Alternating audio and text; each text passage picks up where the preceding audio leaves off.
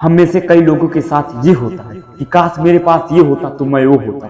हम में से कई लोग बड़े बड़े सपने इसलिए नहीं देखते हैं क्योंकि हमें लगता है कि हम इस सपने को पूरा नहीं कर पाएंगे। तो नमस्कार दोस्तों, मेरा नाम अमन अग्रवंशी और मैं लाया हूँ आप सबके लिए एक छोटी सी स्टोरी जिसको सुनकर शायद आपके भी अधूरे सपने पूरे हो जाएं और आपके अंदर अपने सपने को पूरा करने के लिए एक जुनून जाग जाए। एक बार की बात है, जापान में एक 10 साल का लड़का रहा करता था। नाम था वकायो।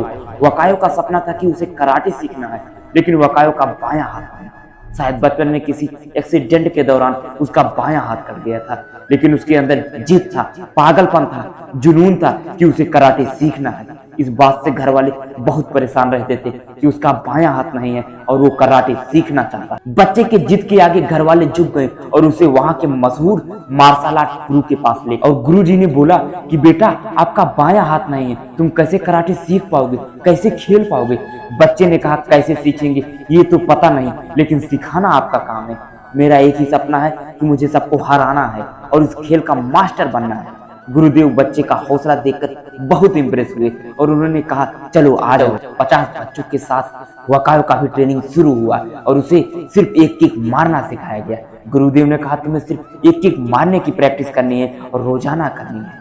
2-3 महीने तक बच्चा प्रैक्टिस करता रहा। बच्चा ने देखा कि और बच्चों को गुरुजी अलग ट्रेनिंग सिखा रहे हैं। यह सब देखकर बच्चे से रहा नहीं गया और वह गुरुजी के पास गया और कहने लगा, गुरुजी आप और बच्चों को अलग ट्रेनिंग दे रहे हैं, पर हमें क्यों नहीं दे रहे।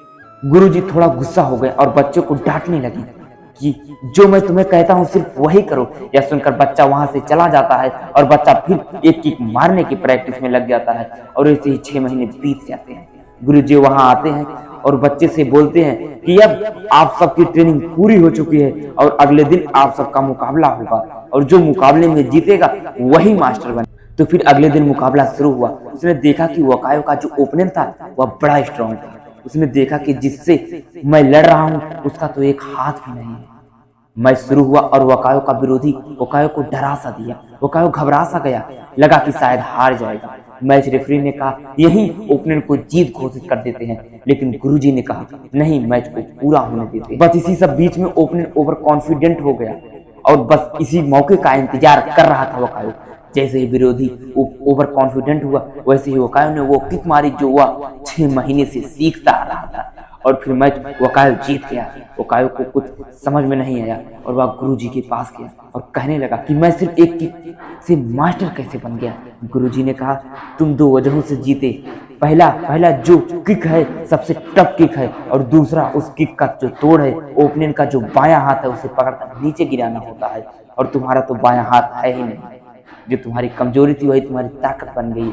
आप और हमारी जिंदगी में यही सब हो रहा है कि हम अपनी कमी को इतना हावी कर लेते हैं कि जिंदगी में हम कुछ कर ही नहीं पाते। तो आशा करते हैं यह वीडियो आपको बहुत अच्छा लगा होगा। फिर मिलते हैं नेक्स्ट वीडियो में एक नए मोटिवेशन आगे के साथ। धन्यवाद।